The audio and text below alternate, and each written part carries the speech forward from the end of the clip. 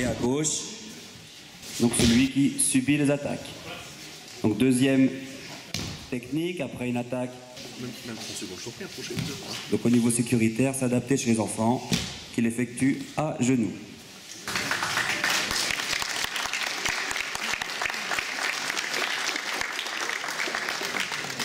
Alors nous avons prévu des démonstrations avec des enfants, avec des adolescents et avec des adultes. On va présenter des techniques qui sont au sol et des techniques qui sont debout. Principe donc c'est pour ça lors de l'échauffement, là, je veux dire, chaque pratiquant doit s'échauffer pour éviter toute difficulté à faire s'échauffer. Le club est né en 1988. Oui, 1988. Donc on a la chance aujourd'hui de bénéficier de ce nouveau dojo qui permet de pratiquer dans de très bonnes conditions. Par rapport à l'ancien dojo, parce qu'il est forcément beaucoup plus convivial et pratique, il offre un certain nombre de possibilités, des douches, etc. Deuxième technique, Arai Koshi. Aujourd'hui, c'est une journée exceptionnelle puisque nous inaugurons notre dojo municipal et nous avons prévu à cet effet, compte tenu de la venue de Madame Joanneau, sénatrice et Monsieur le maire. Oui, et ancienne championne d'ailleurs de karaté. Championne de karaté, effectivement. Nous avons prévu des petites animations avec quelques jeunes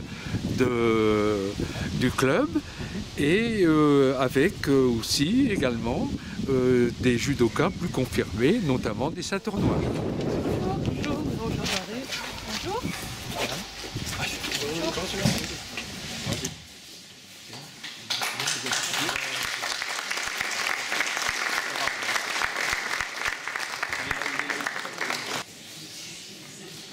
Et donc dernière technique, Kata Bukuma, roue autour des épaules. Mais on peut aussi avoir des techniques avec des immobilisations. Le principe en aïkido, c'est de toujours aller chercher le centre du partenaire pour le mettre en déséquilibre. L'aïkido, c'est un art martial non violent. La venue de Chantal Joanneau me fait vraiment plaisir aujourd'hui, parce que non seulement c'est quelqu'un qui a porté les couleurs de la France au plus haut niveau sportif, d'abord, il faut le dire. Comment c'est vieux? Tu pratiques encore régulièrement du sport, etc. Non. Mais effectivement, il faut le dire, il y a eu une belle trajectoire depuis l'adolescence, et on en parlait dans la voiture. C'est important pour les enfants dès le plus jeune âge de pratiquer le sport pour plein de raisons. Pas simplement pour des raisons de santé, mais aussi pour des raisons de bien-être, et aussi, pourquoi pas, pour la compétition. Dans ce qu'elle a de meilleur, le dépassement de soi-même, et puis atteindre le sommet. Alors c'est pas forcément négatif, l'ambition, bien au contraire, quand elle est portée avec une énergie positive et dynamique, c'est super bon. Et puis aussi parce qu'elle a été ministre du sport, c'est aussi très important que de porter au plus haut niveau de la République les politiques sportives. Et vous savez, quand on est en période de crise, c'est souvent sur les politiques culturelles, sportives, qu'il y a des baisses d'intensité. On se dit, bah, allez, on va faire un petit peu moins là-dessus, alors que c'est très très important que de soutenir toutes ces dimensions. Vous êtes ici dans un lieu qui a d'abord été une ferme. Voilà. Et ensuite, c'est devenu une usine dans les années 70. Alors c'est rigolo parce qu'on y faisait des tubes polyéthylène. Bon. Cette usine, elle a pris feu. Je ne sais pas si vous vous souvenez, là, il y a eu quoi 2 fois. Moi, je venais les traits lumières, je me disais, mais c'est un gag de voir c'est un feu d'enfer. Enfin, le truc de dingue, hein, Olivier, tu t'en souviens. Et le lendemain soir, rebelote. Et c'était un feu criminel, naturellement, et la personne qui était à côté de nous, hein, vous vous rappelez, qui gérait la situation, était celui qui mettait le feu. Bref. Et donc ce fut une opportunité pour la ville d'acquérir ce lieu et de le transformer. Et ici, on fait multi-usage. Il n'y a pas un mètre carré qui n'est pas utilisé. C'est ça qui est important. Et donc quand on parle développement durable, ce n'est pas des grands discours, c'est des choses toutes simples. C'est comment on utilise mieux le patrimoine qu'on a, dont on dispose dans une commune. C'est ce qu'on a fait à la mairie en rapatriant les services techniques, parce qu'on commençait à avoir de moins en moins de gens dans les locaux. C'est une facture moins chère en termes énergétiques. Et puis c'est respecter effectivement les mètres carrés. Et donc dans ce lieu, vous allez avoir un pôle de ressources numériques, dans peu de temps, à la fin de l'année, là-bas, de l'autre côté. Et puis ici, on a commencé à y mettre le sport, parce que il ne faut pas cloisonner les choses. Il faut au contraire que les publics se rencontrent de plus en plus, et il ne faut surtout pas opposer la culture et le sport. Ici, ce sera un lieu où les disciplines pourront se rencontrer et se parler. Donc, Chantal, qui a aussi porté les Grenelles avec Jean-Louis Borloo et Valérie Létard, est la personne complètement idoine, si je peux me permettre, pour inaugurer aujourd'hui ce domaine. Une salle qui est dédiée à un seul sport. Il y a 4 pratiques sportives, ils sont tous là, regardez comment ils sont en bonne santé. Eh bien, quand même, c'est formidable. Il y a là-dedans, Chantal, le judo club avec Jean-Pierre Poulet, c'est sans doute le plus âgé, hein, Jean-Pierre? Oui. Mais toujours président, toujours là pour gérer les activités associatives et mener son équipe de 110 membres à peu près. Il faut le dire depuis 79, hein. Tu es là depuis un petit peu de temps, peut-être pas depuis 79, tu as commencé à l'école Jacques Brel, je me souviens, tu m'en avais parlé. Oui. Voilà, donc on a quand même bien progressé depuis. Et puis il y a l'aïkido, avec Jean-Benoît Coucard, depuis 88, 52 membres. Hein. Et puis il y a l'Union des familles, section gymnastique. Alors c'est pas Stéphane Liagre, vous l'avez deviné tout de suite, c'est Agnès Vandenbroek qui représente Stéphane. Il y a déjà un petit bout de temps qu'il y a de l'activité gymnique, elle ne fait pas Agnès non plus, et elle a 85 adhérents, voilà, qu'elle porte toutes les semaines, et on voit qu'elle est en parfaite santé, là aussi, grâce à sa grande souplesse, Agnès.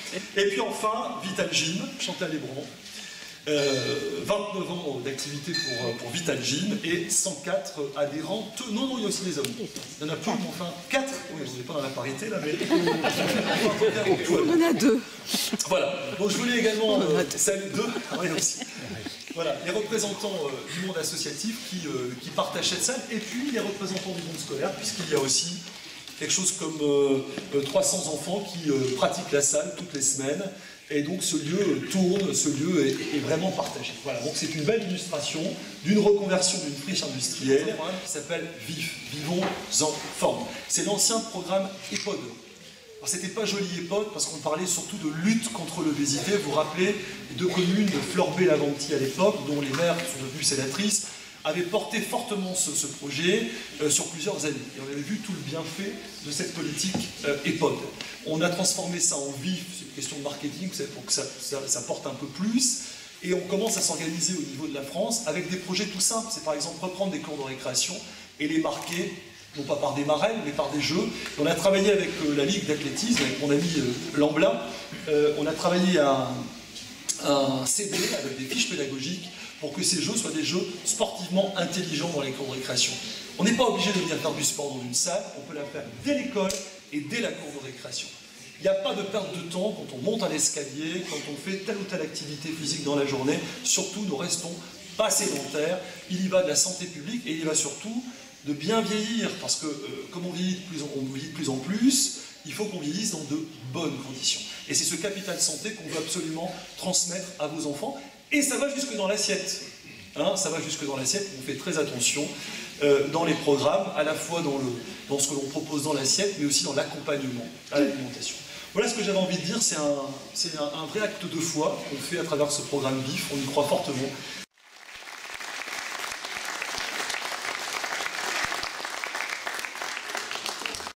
Surtout à Paris, c'est intéressant, on ne va pas nier, hein, il y a quand même beaucoup de volontaires pour aller au Sénat. Mais en même temps, on perd beaucoup de contact avec les choses qui se font concrètement sur le terrain et on perd beaucoup de contact avec la réalité de ce qui fait le quotidien. La vie parisienne n'est pas l'exemple de la vie quotidienne tout court. Et donc, ça fait du bien de voir des projets, de voir les choses qui se montent. Alors, surtout dans le sport, surtout dans un dojo, mais je pense que tu l'avais un peu fait exprès. Surtout dans un dojo, parce que pourquoi moi j'ai toujours porté la politique du sport. Je ne vais pas vous raconter ma vie, mais je pense que le sport, ça m'a quand même évité de souvent déraper. Il y a toujours une période dans la vie, vous savez, où on est tenté par d'autres choses que par ce qui est sérieux. Et le sport, c'est une très bonne corde de rappel. Donc une des premières vertus du sport, et surtout dans les sports qui sont représentés ici, que ce soit le aïkido, ma mère a fait du aïkido, le judo, mon frère a fait du judo, ou la gymnastique, personne n'a fait de gymnastique, j'en suis totalement désolée. Mais en tout cas, dans ces 3 disciplines, ce sont des disciplines très rigoureuses, vraiment très rigoureuses. Et ce sont des disciplines dans lesquelles, si vous ne respectez pas les règles, on vous les rappelle très vite les règles, je vois d'ailleurs qu'on nous regarde avec un regard bien droit, et si vous ne respectez pas les règles, si à la veille d'une compétition, vous ne respectez pas un minimum de bien dormir, bien manger, ne pas déraper, vous le ressentez tout de suite. Et donc c'est vraiment une école de la vie très importante, le sport, et tout particulièrement cette discipline, la gymnastique, c'est particulièrement exigeant. D'ailleurs, c'est impressionnant de voir combien cette discipline difficile est peu reconnue. Ça m'a toujours beaucoup marqué. Il y a un deuxième avantage au sport, c'est une école de la vie. Il y a l'école du vestiaire. Ce qu'on appelle l'école du vestiaire, c'est quel que soit votre milieu, et tout particulièrement quand on est en kimono, on n'est plus élu, on n'est plus ministre, on n'est plus médecin, on n'est plus mécanicien, on n'est plus rien. On est judoka, on est karatéka, on est dans notre discipline et rien d'autre. Et ça, cette école du vestiaire, on ne la retrouve pas beaucoup globalement dans la société. On la retrouve un petit peu à l'école tout court, mais et encore. Et encore parce qu'il y a des éléments de clivage par les tenues vestimentaires, par les fréquentations des uns et des autres. Par contre, quand on est sur un tatami, on est tous pareils. Et la seule chose qui nous différencie, c'est notre effort, nos qualités, le temps qu'on aura consacré à cet apprentissage. Et troisième élément que j'aime beaucoup dans le sport, c'est que ça ne trahit pas. C'est-à-dire, bon, il y a quelques disciplines dans lesquelles la nature est assez différenciante. Nous parlions tout à l'heure de la course à pied. À nos âges, quand vous allez dans une course à pied sur route, on ne rêve plus du tout d'être les premiers. Parce qu'on sait très bien que les premiers sont loin devant, très loin devant. Mais par contre, globalement, même quand vous faites de la course à pied, quand vous faites du judo ou du haïkido, j'étais impressionnée de voir les jeunes qui déjà commencent très vite à intégrer des techniques. Vous progressez. Vous faites des efforts, vous vous entraînez, vous progressez. Ça ne trahit pas le sport. Et c'est en ça que c'est extrêmement valorisant. C'est pour ça que tu évoquais tout à l'heure la compétition. La compétition, c'est un aboutissement, mais quel que soit l'âge, qu'on soit enfant ou qu'on soit adulte, on a toujours des marges de progression et c'est extrêmement valorisant. Dans le contexte actuel, c'est extrêmement valorisant le sport. Et puis, il y a la vertu de santé publique que tu évoquais tout à l'heure. Les enfants font du sport. Globalement, les enfants font du sport. C'est vrai qu'il faut l'intégrer dans les politiques globales de santé publique, et tout particulièrement de lutte contre l'obésité. Mais ce qu'il faut aujourd'hui, c'est qu'on arrive à conserver ces adultes. Alors là, il y en a quelques-uns. Mais ce qu'on perd aujourd'hui, ce sont les adolescents, les jeunes actifs, et ensuite les personnes qui, à partir de 40 ans, vont vouloir se remettre au sport, mais qui ne savent pas comment. Et ces personnes-là, c'est important dans une logique de santé publique, parce qu'on voit que les maladies chroniques de ce siècle, celles qui, pour les plus cyniques, participent aux troubles de la sécurité sociale, c'est le diabète de type 1, ce sont les différents cancers et c'est l'obésité. Dans ces trois maladies, la pratique du sport a des vertus positives. Donc si on arrive à intégrer le sport dans la vie quotidienne, qu'on arrête en France de croire que le sport c'est perdre du temps, bien au contraire, si on arrive vraiment à développer cette politique accessible à tous, on aura en plus un bienfait sur la santé publique. Mais vraiment, c'est dramatique de voir combien aujourd'hui, quand vous parlez à des médecins, ils sont payés simplement pour vous faire des certificats médicaux, pour vous dire si vous pouvez faire ou ne pas faire. Donc c'est pas pour conseiller de faire, à la base c'est pour vérifier que vous pouvez faire.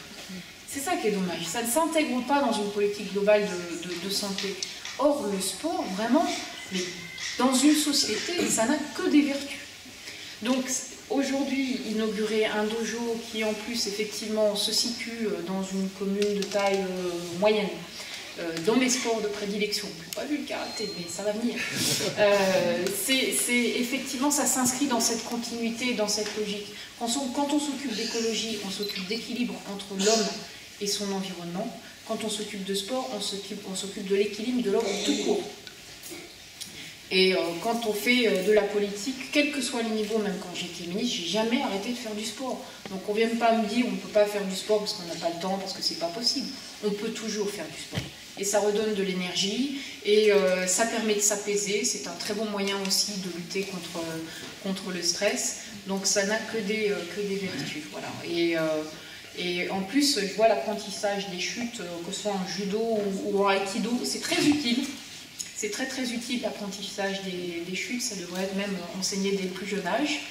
Ça éviterait bien des ruptures et bien des difficultés quand on est adulte. Voilà. Ah oui.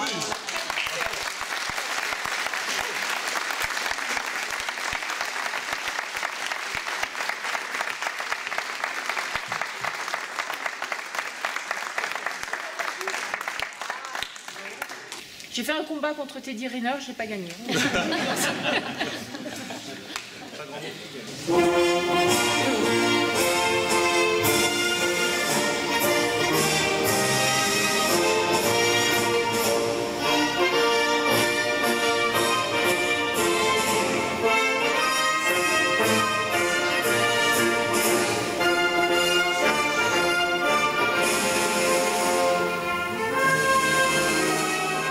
On a fait un petit trophée, l'hippopotame de cristal, et à chaque fois qu'il y a une personnalité de marque qui vient à Ronc, il y en a trop peu malheureusement, on offre l'hippopotame de cristal. Donc tu te souviendras de nous, sur ton bureau au Sénat, tu pourras mettre l'hippopotame de cristal. Voilà.